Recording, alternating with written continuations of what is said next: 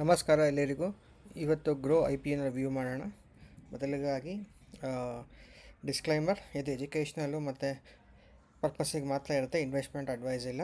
ಏನೇ ಇದ್ದರೆ ನೀವು SEBI ರಿಜಿಸ್ಟರ್ಡ್ ಫೈನಾನ್ಷಿಯಲ್ ಅಡ್ವೈಸರ್ನ ಕಾಂಟ್ಯಾಕ್ಟ್ ಮಾಡಿ ಡಿಸಿಷನ್ಸ್ ಮಾಡ್ಬೋದು. ನಾನು SEBI ರಿಜಿಸ್ಟರ್ಡ್ ಅಲ್ಲ.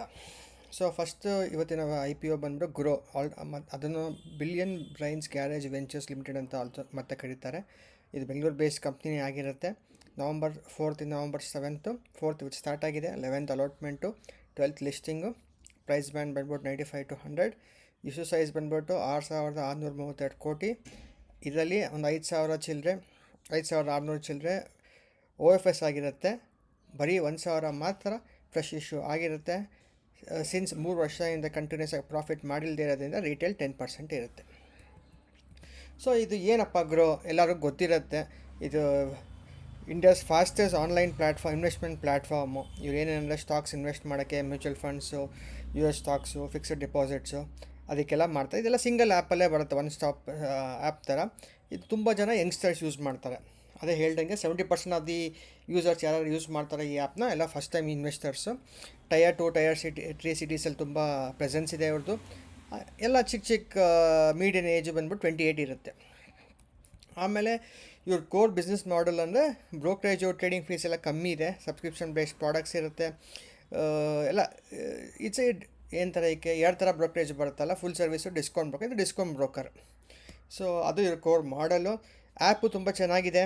ಇಲ್ಲೇನು ಗಿಡ್ವೈಸಲ್ಲಿ ಏನೂ ಕೊಡೋಲ್ಲ, ಬರೀ ಫೈನಾನ್ಷಿಯಲ್ ಕಂಟೆಂಟ್ ಕೊಡ್ತಾರೆ. ಬೇಸಿಕಲಿ ಮಿಲೇನಿಯಲ್ಸ್ಗೆ ಮಾಡಿದಂಥ ಒಂದು ಆ್ಯಪು. ಏನು ಪಾಸಿಟಿವ್ ಪಾಯಿಂಟ್ಸ್ ಈ IPO ಅಂದರೆ, ಇದು ಒಳ್ಳೆ ಮಾರ್ಕೆಟಿಂಗ್ ಮಾಡಿದ್ದಾರೆ. ರಿಟೇಲ್ ಇನ್ವೆಸ್ಟಿಂಗಲ್ಲಿ ಹೊಸೊಬ್ಬರಿಗೆ ಎಲ್ಲ ತುಂಬ ಜನ ಯೂಸ್ ಮಾಡ್ತಾರೆ. ಡಿಜಿಟಲ್ ಅಡಾಪ್ಷನ್ ಚೆನ್ನಾಗಿದೆ. ಡಿಫ್ರೆಂಟ್ ಪ್ರಾಡಕ್ಟ್ ಆಫರಿಂಗ್ಸ್ ಇದೆ. ಆಪ್ರೇಟಿಂಗ್ ಮಾಡಲು ಲೋ ಇದೆ. ರೆವೆನ್ಯೂ ಚೆನ್ನಾಗಿದೆ. ಇಂಡಸ್ಟ್ರಿ ಟ್ರೆಂಡಲ್ಲೂ ತುಂಬ ಜನ ಶೇರ್ ಮಾರ್ಕೆಟಿಗೆ ಬರ್ತಾಯಿದ್ದಾರೆ. IPOs ಅಪ್ಲೈ ಮಾಡ್ತಾರೆ ಡೈಲಿ. ತುಂಬ ಅಕೌಂಟ್ಸ್ನ ಓಪನ್ ಮಾಡ್ತಾಯಿದ್ದಾರೆ. ಸೊ ಇದೆಲ್ಲ ಫೇವರಬಲ್ ಪಾಯಿಂಟ್ಸ್ ಆಗಿದೆ. ಆಮೇಲೆ ಅವರು ತುಂಬ ಜನ ಕಸ್ಟಮರ್ ರಿಟೆನ್ಷನು, ಎಂಗೇಜ್ಮೆಂಟು ಮಾಡ್ತಾಯಿದ್ದಾರೆ. ಸೊ ಇದು ಒಂಥರ ಒಳ್ಳೆ ಸೆಕ್ಟರು, ಯಾಕಂದರೆ ತುಂಬ ಜನ ಈಗ ಸ್ಟಾಕ್ ಮಾರ್ಕೆಟಿಗೆ ಬರ್ತಾಯಿದ್ದಾರೆ, ಅಪ್ಲೈ ಮಾಡ್ತಾಯಿದ್ದಾರೆ. ಫೈನಾನ್ಷಿಯಲ್ಸ್ ನೋಡಿದ್ರೆ ಒಂದು ಚೆನ್ನಾಗೇ ಇದೆ ಈ ಫೈನಾನ್ಷಿಯಲ್ಸು ಈ ಕಂಪ್ನಿದು. March 31st 2023 ಇನ್ಕಮ್ ಬಂದು 1,260,000 ಇತ್ತು. ಆಮೇಲೆ 2,795 ಆಯಿತು. ಆಮೇಲೆ 4,000 ಆಯಿತು. ಇನ್ಕ್ರೀಸ್ ಆಗ್ತಾಯಿದೆ. ಪ್ರಾಫಿಟ್ ಆಫ್ಟರ್ ಟ್ಯಾಕ್ಸ್ ಇಲ್ಲಿ 4,457 ಇದೆ. ಇಲ್ಲಿ -805 ಎಕ್ಸ್ಪ್ಲೇನ್ ಮಾಡ್ತೀನಿ. ಬಟ್ 1,824 ಆಗ್ತಾಯಿದೆ. ಆ್ಯಕ್ಚುಲಿ 31st March 2024 ಒಂದು ಒನ್ ಟೈಮ್ ಸೆಟ್ಲ್ಮೆಂಟ್ ಇತ್ತು.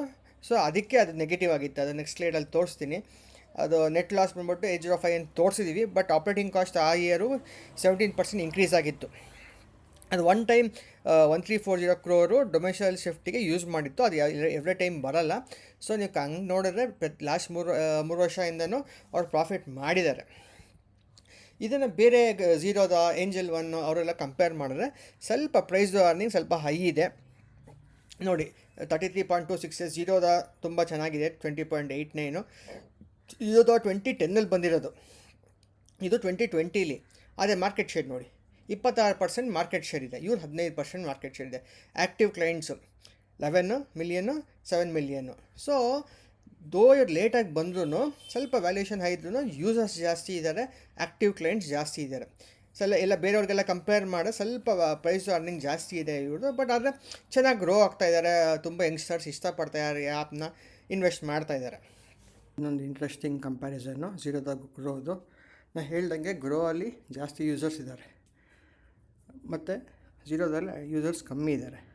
ಆದರೆ ವ್ಯಾಲ್ಯೂಯೇಷನ್ ನೋಡಿದ್ರೆ ಗ್ರೋದು ಕಮ್ಮಿ ಇದೆ, 60,000 ಕೋಟಿ ಇದೆ. ಇದು 87,000 ಕೋಟಿ ಇದೆ. ಪ್ರೈಸ್ ಟು ಅರ್ನಿಂಗ್ ಇದ್ರ ಜಾಸ್ತಿ ಇದೆ, ಇದ್ರ ಕಮ್ಮಿ ಇದೆ. ಯಾಕಪ್ಪ ಹೀಗೆ ನೋಡಿದ್ರೆ, ಗ್ರೋದು ರೆವೆನ್ಯೂ ಬಂದ್ಬಿಟ್ಟು 3,901 crore. ಆದರೆ ಪರ್ ಕ್ಲೈಂಟ್ ಅವ್ರು ಮಾಡ್ತಾ ಇರೋದು 3,100 ರೂಪಾಯಿ ಅಷ್ಟೇ. ಅದು ಇವ್ರು ನೋಡಿ 8,320 320 ಕೋಟಿ ರೆವಿನ್ಯೂ. ಆದರೆ ಪ್ರಾಫಿಟ್ ಪರ್ ಕ್ಲೈಂಟ್ 11,000 ಇದೆ, 1:4 ಆಲ್ಮೋಸ್ಟು. ಅಂದ್ರೇನು, ಗ್ರೋ ಅಲ್ಲಿ ಜನ ಜಾಸ್ತಿ ಇದ್ದಾರೆ, ಬಟ್ ಆ್ಯಕ್ಟಿವ್ ಇಲ್ಲ. ಸೀರಿಯಸ್ ಟ್ರೇಡರ್ಸ್ ಎಲ್ಲ ಝೀರೋದಲ್ಲಿದ್ದಾರೆ.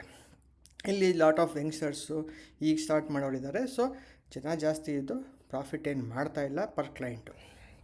ಸೊ ಅದಕ್ಕೆ ಈ ರಿಸ್ಕ್ ಏನಪ್ಪ, ಅದೇ first. Though they have largest customer base, not all are active. Profit per client ನೋಡಿದ್ರೆ ಝೀರೋದ ಬೆಟರ್ ಇದೆ. ಆಮೇಲೆ ಮಾಮೂಲು general cyber security concerns, hacking ಮಾಡಿಬಿಟ್ರೆ ಇನ್ಫ್ರಾಸ್ಟ್ರಕ್ಚರು ಅದು ಇದು ಅದು ಕನ್ಸರ್ನ್ಸ್ ಇದ್ದೇ ಇರುತ್ತೆ. ಇವ್ರದ್ದು ರೆವಿನ್ಯೂ ಬಂದ್ಬಿಟ್ಟು 80%, 85% ಬರೀ ಈಕ್ವಿಟಿಲೇ ಬರೋದು. ಬೇರೆ ಇವ್ರು ಮಾರ್ಜಿನ್ ಟ್ರೇಡೆಡ್ ಫಂಡ್ ಇರ್ಬೋದು, ಎಕ್ಸ್ಚೇಂಜ್ ಟ್ರೇಡೆಡ್ ಫಂಡು, ಡಿಫ್ರೆಂಟ್ ಇನ್ನೂ ಆಪ್ಷನ್ಸ್ ಕೊಡ್ತಾ ಇದ್ದಾರೆ ಡಿಸ್ಕೌಂಟ್ ಬ್ರೋಕರ್ ಆಗಿದ್ದರಿಂದ 80-85% ಇದರಲ್ಲೇ ಬರ್ತಾರೆ, ಈಕ್ವಿಟಿ ಬ್ರೋಕಿಂಗಲ್ಲೇ ಬರ್ತಾ ಇರೋದು. ಮಾರ್ಕೆಟಲ್ಲಿ ಹೊಸ ಅವ್ರು ಬರ್ತಾರೆ, ಗ್ರೀರೋದ ಬರ್ತಾರೆ, ದನ್ ಬಂದರು.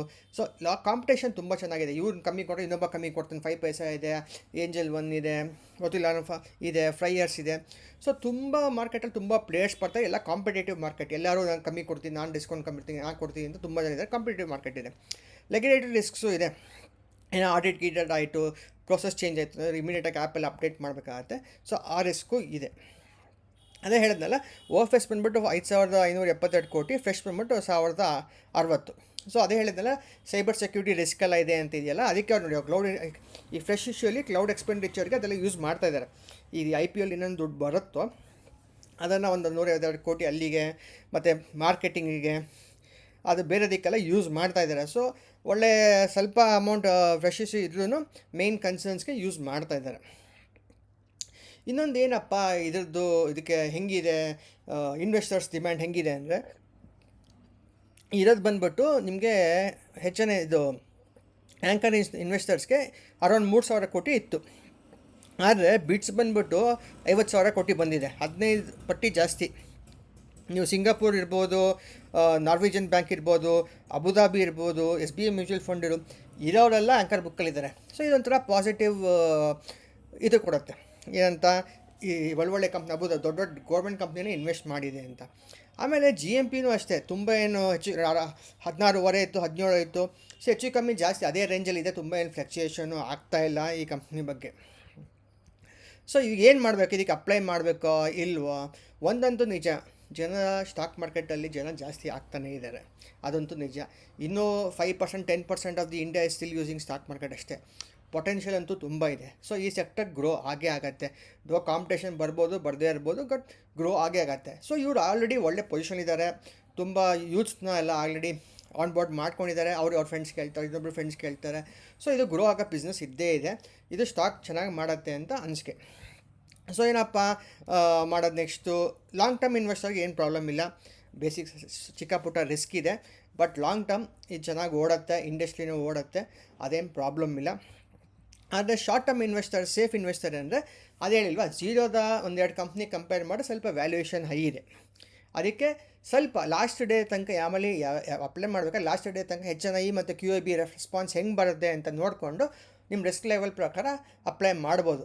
ಆ್ಯಸ್ ಆಫ್ ನೌ ಒಂದು 10-15% ಪ್ರಾಫಿಟ್ ಆಗುತ್ತೆ ಅಂತ GMP ಮತ್ತು ಆ್ಯಂಕರ್ ಬುಕ್ ಇನ್ವೆಸ್ಟರ್ ಪ್ರಕಾರ ಹೇಳ್ತಾ ಇದೆ. ಬಟ್ ನಾವು ಗ್ಯಾರಂಟಿ ಮಾಡೋಕ್ಕಾಗಲ್ಲ. ಬಟ್ ಕಂಪ್ನಿ ಚೆನ್ನಾಗಿದೆ, ಸೆಕ್ಟರ್ ಚೆನ್ನಾಗಿದೆ, ಪ್ರಾಫಿಟ್ ಮಾಡ್ತಾ ಇದೆ. ಸೊ ನೀವು ಸೇಫ್ ಇನ್ವೆಸ್ಟರ್ ಆಗಿದ್ದರೆ ಲಾಸ್ಟ್ ಡೇ ತನಕ ವೆಯ್ಟ್ ಮಾಡಿ, ಏನಾಗುತ್ತೆ ನೋಡಿ. ಸ್ಟಟ್ಸು ಅಷ್ಟೇ, ಲಾಸ್ಟ್ ಡೇ ಒಳ್ಳೆ QIB ಸಬ್ಸ್ಕ್ರಿಪ್ಷನ್ ಬಂತು ನೋಡಿ, ರಿಸ್ಕ್ ಲೆವೆಲ್ ತೊಗೊಂಡು ಅಪ್ಲೈ ಮಾಡಿ. Thank you.